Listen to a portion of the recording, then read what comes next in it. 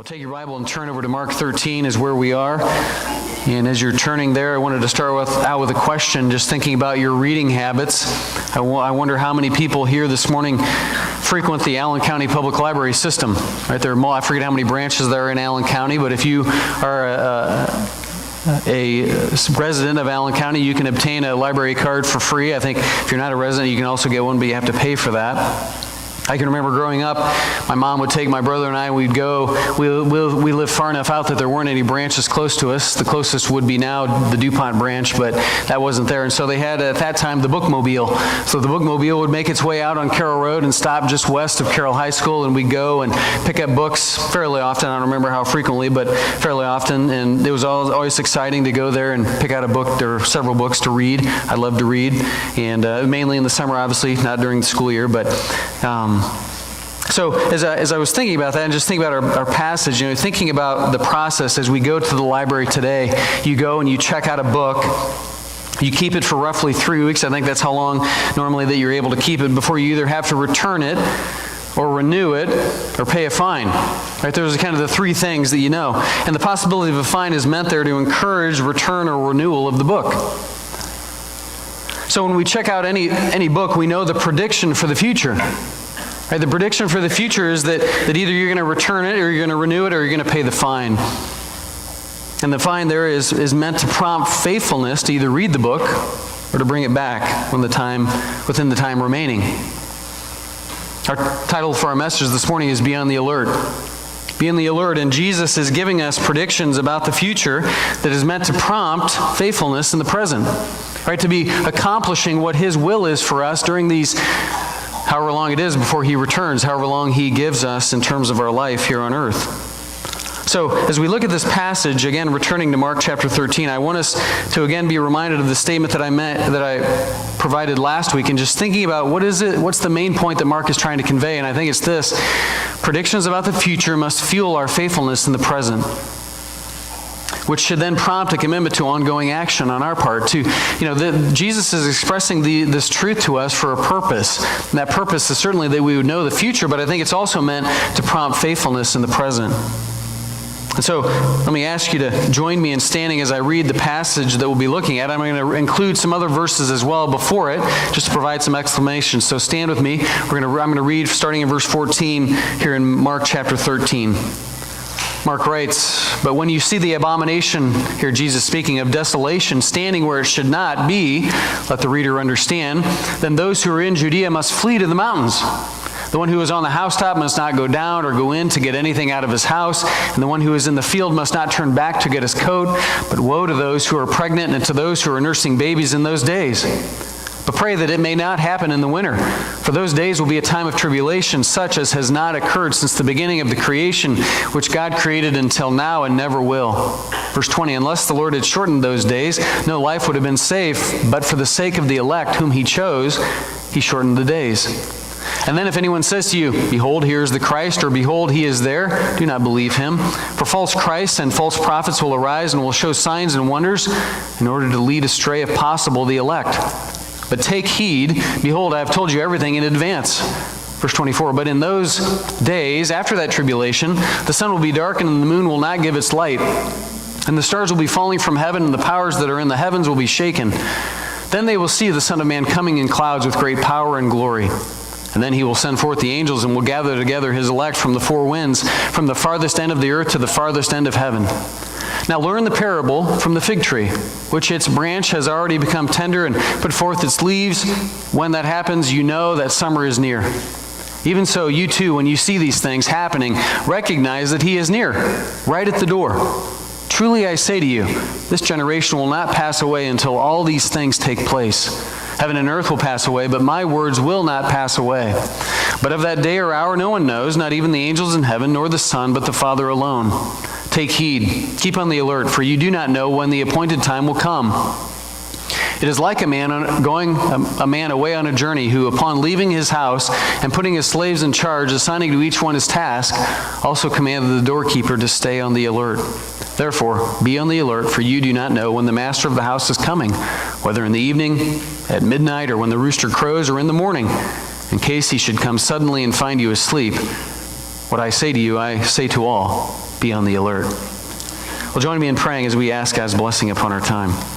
Lord, as we read these predictions of the future, as we consider their truth and application, Lord, I pray you would go before us and just provide the insight we need, the clarity of thought, Lord, the ability to process and to apply.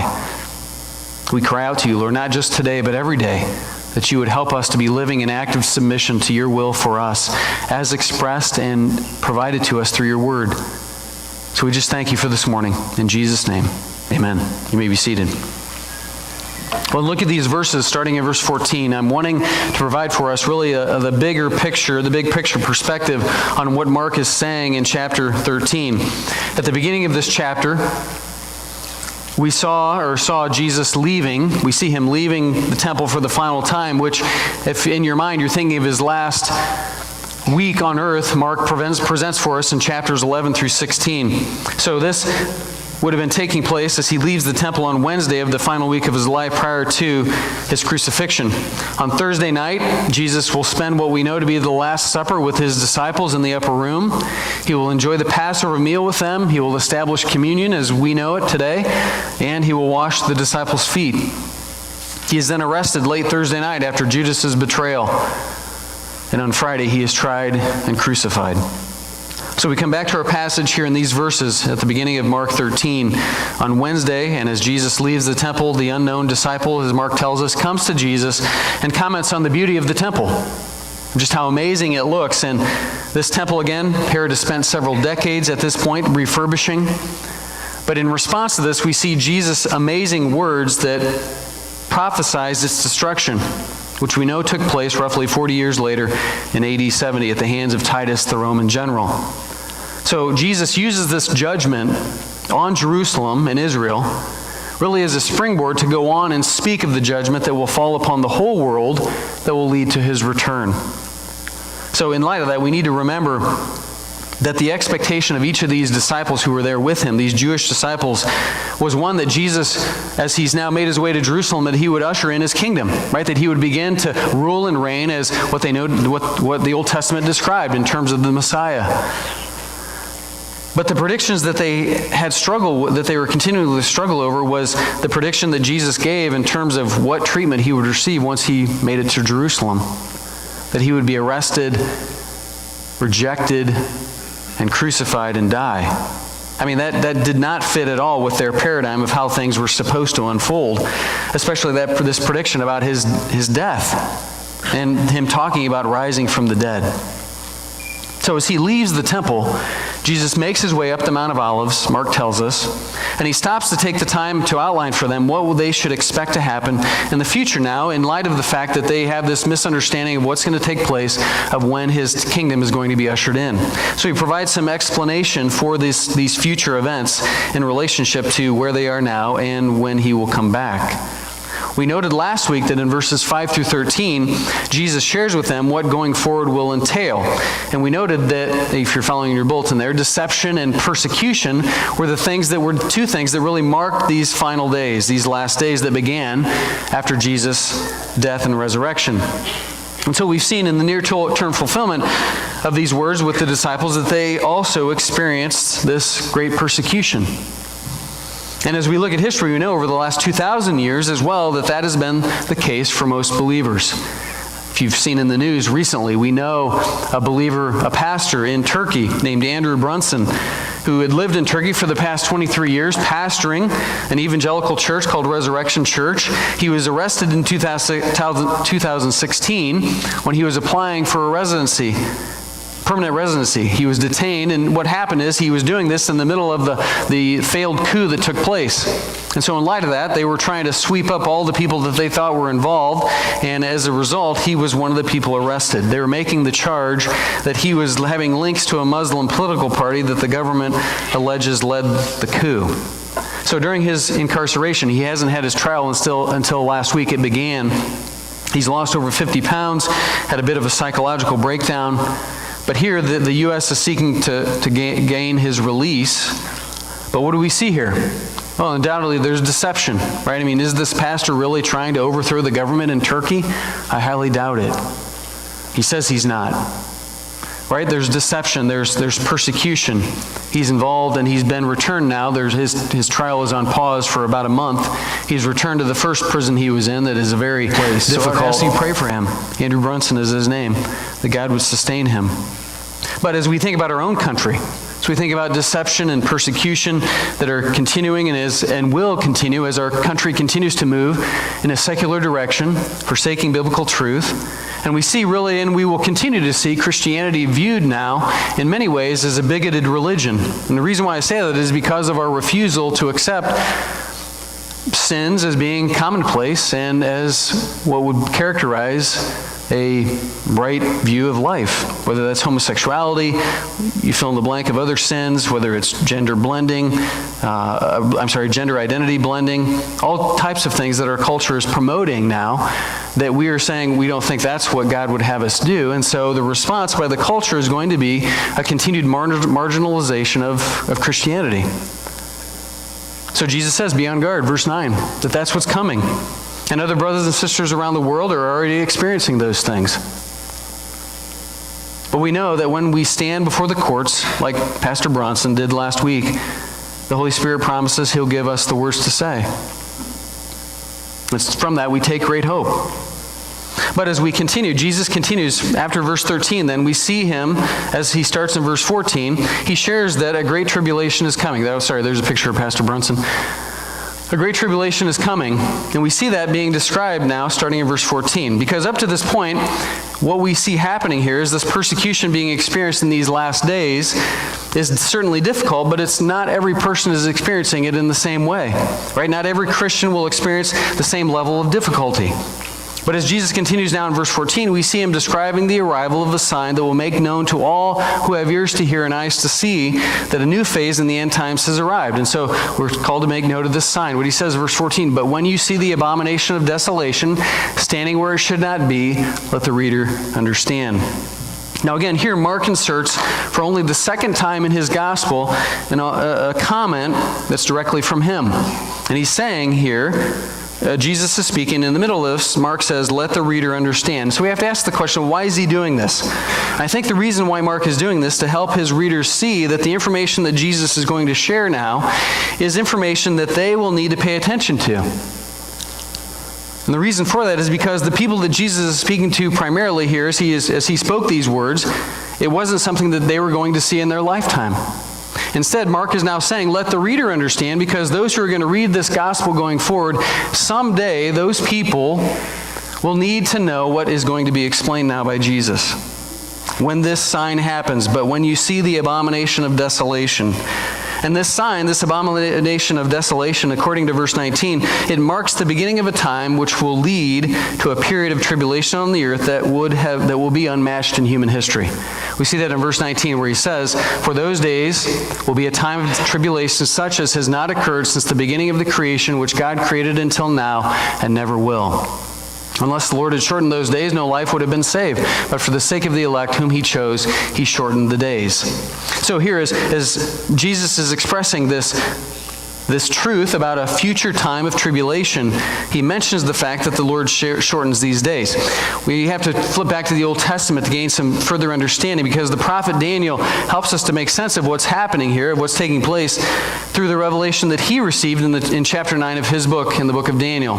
And Daniel writes this, 70 weeks have been decreed for your people and your holy city to finish the transgression. This is the angel speaking to Daniel. To make an end of sin, to make atonement for iniquity, to bring in everlasting righteousness, to seal up vision and prophecy, and to anoint the most holy place.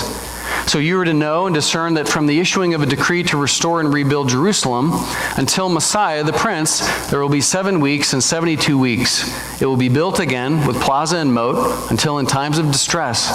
Then after the 62 weeks, the Messiah will be cut off and have nothing, and the people of the Prince who is to come will destroy the city and the sanctuary. And its end will come with a flood. Even to the end there will be war. Desolations are determined. Now, I believe there's many interpretations of this, but I think what Pastor John MacArthur writes, I think he rightly interprets the information to mean the following, that there are 69 weeks of Daniel's history from the decree of Artaxerxes to rebuild Jerusalem to the coming of Messiah. He writes, you can track those 69 times 7 years, and you'll end up with Jesus coming to Jerusalem during this week.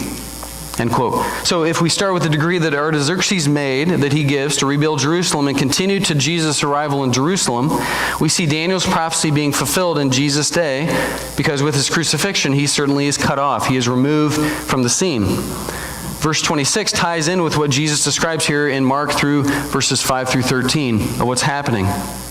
That then leads us to verse 14, where here in Mark, what we just read about the desolation of this desolation that's going to happen.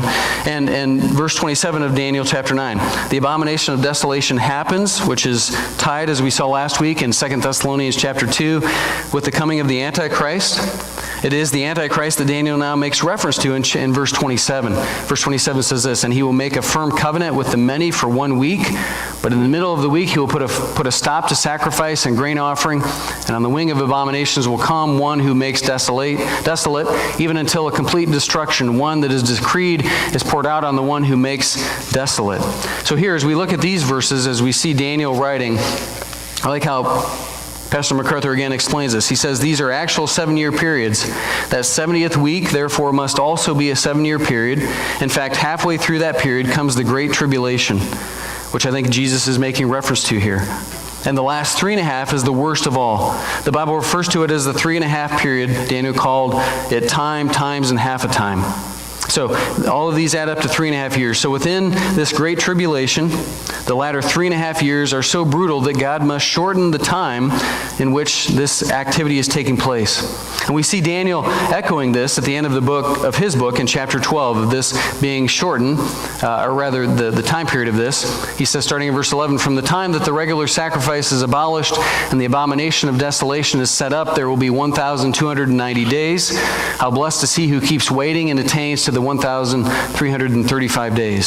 So this great tribulation that Jesus is describing here in Mark 13, it's shortened in total. Daniel is making reference to this 3.5 years of the tribulation is extremely severe. And we see that much of this is detailed for us in chapters 6 through 19 of the book of Revelation. Those chapters are detailing what's happening on earth during this time of unmatched upheaval and judgment. And so, as in our church, we would hold to the doctrine that the church is actually raptured out of this before this tribulation happens.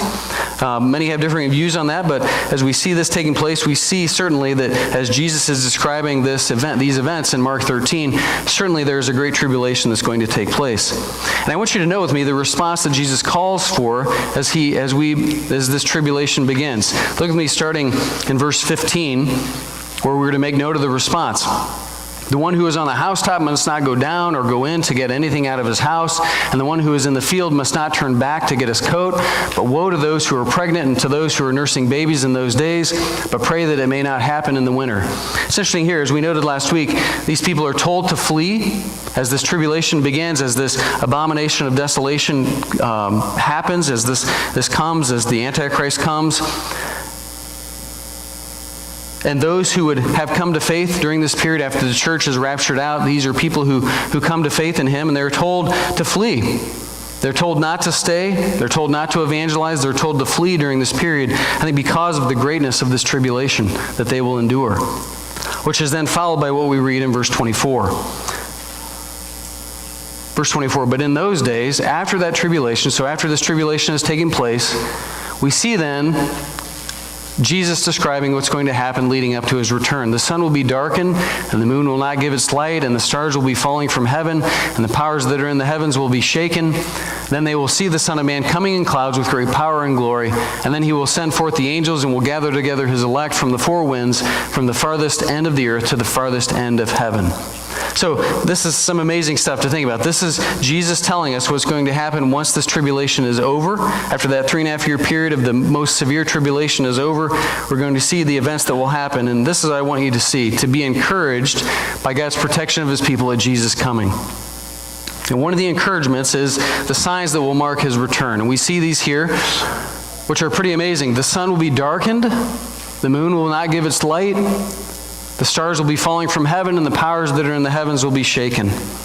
Here, Jesus describes for us what these events will look like. And he tells us that the light given off from the sun will cease.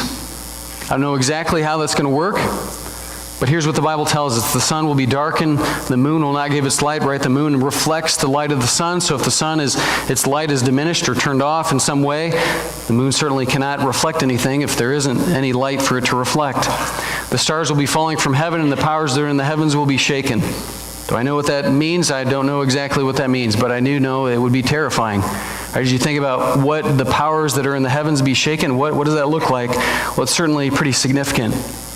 Now, it's interesting to note that as Jesus expresses this to these 4 disciples who were there, we know from the beginning as Mark is writing who asked the question, this wouldn't have been new information for them. And I say that because of what we see in the book of Isaiah. In Isaiah chapter 6, Isaiah writes this, "Wail, for the day of the Lord is near." Right, the coming of the Lord. It will come as destruction from the Almighty. Therefore all hands will fall limp, and every man's heart will melt. They will be terrified. Pains and anguish will take hold of them. They will writhe like a woman in labor. They will look at one another in astonishment, their faces aflame. Now you can't just stop and think about it. If the sun is dark and the moon isn't shining, if all the stars are falling, all these things are happening, that would probably reflect, you'd be terrorized, wouldn't you? I mean, you look at each other, you'd be totally in astonishment. Verse 9, "Behold, the day of the Lord is coming, cruel with fury and burning anger, to make the land a desolation, and he will exterminate its sinners from it. For the stars of heaven and their constellations will not flash forth their light. The sun will be dark when it rises, and the moon will not shed its light. Thus I will punish the world for its evil, and the wicked for their iniquity. I will also put an end to the arrogance of the proud, and abase the haughtiness of the ruthless. I will make mortal man scarcer than pure gold, and mankind than the gold of Ophir. Therefore I will make the heavens tremble, and the earth will be shaken from its place at the fury of the Lord of hosts in the day of his burning anger." It's pretty significant as we read these words and think about the terror that would fill us if we were on the earth at that time. I mean, just looking at verse 13 of the earth will be shaken from its place. Maybe it's out of orbit in some way. I mean, I don't know. But whatever it is, it's going to be a time of great terror as God is pouring out his judgment upon the earth for the sin that's happened. But I want you to note that in the midst of this, how does God care for his people? Well, we look and see that through the activity of the angels when he comes. Look at verse 27. "And then he will send forth the angels and will gather together his elect from the 4 winds, from the farthest end of the earth to the farthest end of heaven." Here we see Jesus describing God's faithfulness to protect his people. Those who will survive this great tribulation, who will come to faith during that time, and are brought, they are gathered, Jesus describes here. They are gathered from the 4 winds, from the 4 corners of the globe. And what a relief this will be for them. That they will, along with those who will return with Christ, will then populate the earth as Jesus rules over it for 1,000 years. Which then leads us to our next set of verses. We'll come to some application in a few minutes here, but just looking at this as Jesus is expressing this information of what's happening. Verse 28, "Now learn the parable from the fig tree. When its branch has already become tender and puts forth its leaves, you know that summer is near. Even so, you too, when you see these things happening, recognize that he is near, right at the door. Truly I say to you, this generation will not pass away until all these things take place." So here as Jesus is speaking, I ask the question, how does Jesus want us to live in light of these truths? As we look at this, and certainly as we look at these verses, Jesus is recording them for those who will be alive when the tribulation is about to begin. First thing I think we need to see is we're called to trust Jesus' words, trust his words. And Jesus here is using this parable of the fig tree. Now, hopefully, if you've been with us, you're reminded of the parable that he gave, or the illustration he gave of the fig tree when he was going back and forth to the temple. And he cursed the fig tree. But I don't think he's making a direct reference to that example. Instead, I think what he is doing here, he's making a reference to what these disciples would have seen and what we see today when the trees around us begin to emerge from their hibernation of the winter. I mean, you look around us, many of the trees now are beginning, some of them are budding. Others are producing sap, right, to signal again and reflect the fact that the tree is preparing itself for the summer growth. And so just as the trees, Jesus is saying, pay attention to the parable, just as the trees begin to go through these physical changes, which signal a coming of summer, so too those believers who will be present when these changes start happening, starting in verse 14, they should take comfort in knowing that Jesus is so very near. Right? The end is coming. He is near. Jesus says that he is so near that he says that this generation that's on the earth at that time, when they see this first sign in verse 14 take place, they're comforted by the fact that their generation will not pass away before all these things are fulfilled, that Jesus will be coming back. And so in verse 31, we are reminded that no matter how untrustworthy and fragile are the things of this world, which cannot be trusted, that Jesus' words can be trusted. Truly I say to you, this generation will not pass away until all these things take place. And he reminds them then, verse 31, heaven and earth will pass away, but my words will not pass away.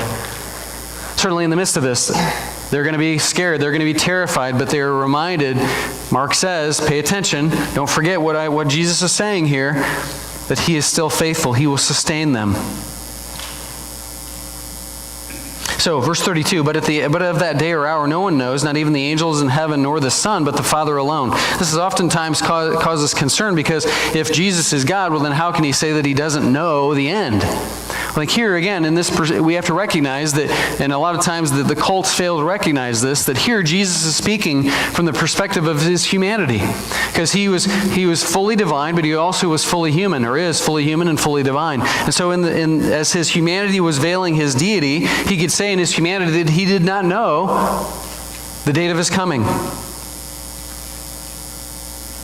So, as we look at this, again, date setting. I mentioned last week about somebody that was going to say the rapture was going to happen tomorrow. Again, nowhere do we know the sign of when that will come. There is no sign that has to take place. We've seen the signs now in this passage of when Jesus will come back, but we don't know the rapture, so it could be tomorrow. It might not be. It probably isn't going to be, since somebody's already prophesied that it will be. But certainly we can trust in the fact that Jesus' words are the ones that we need to look to. And so in light of that, verse 33, he says, take heed, keep on the alert, for you do not know when the appointed time will come. Here again, he's speaking to these disciples and to us. It's like a man away on a journey who, upon leaving his house and putting his slaves in charge, he tells them to be ready. Jesus uses that as an example. They're to be on the alert, for they don't know when their master will return. And Jesus doesn't want them to be found unexpected. Whoops. Pause here. Unexpected of when that will happen. And so our challenge is we are to remain alert to fulfill God's mission for our lives. Jesus uses this example again of someone going away and you being left in charge. And so the question as we sit here today, are we experiencing the deception and persecution that Jesus described? Certainly. We know that the great tribulation is coming. But the question I want us to consider is, how alert are we? How alert are we? And does this truth prompt in us a greater worship of the Lord? Right? He hasn't left us unaware. He has provided this information for us, not to be fearful, but to be thankful. To recognize that this glorious God is coming back. He will return one day.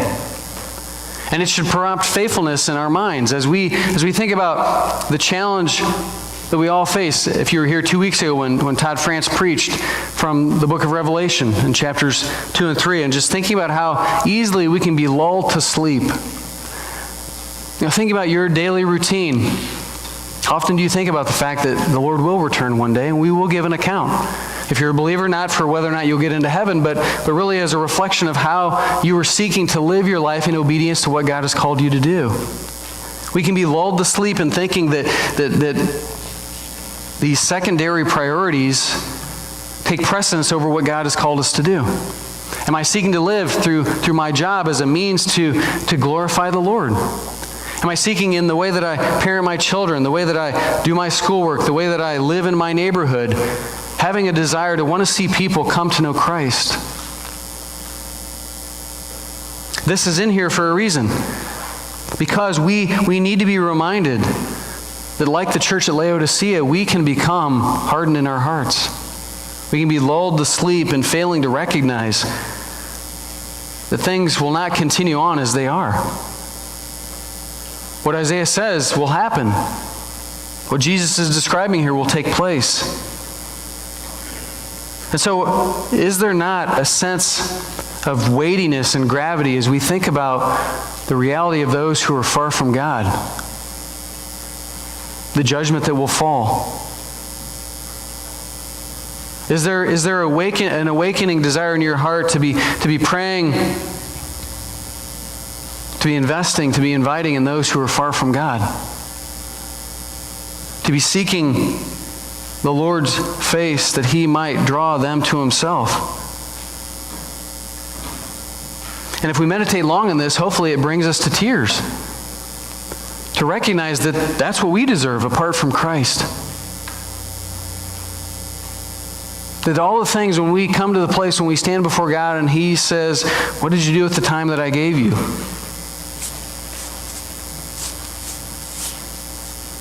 That we'll be broken.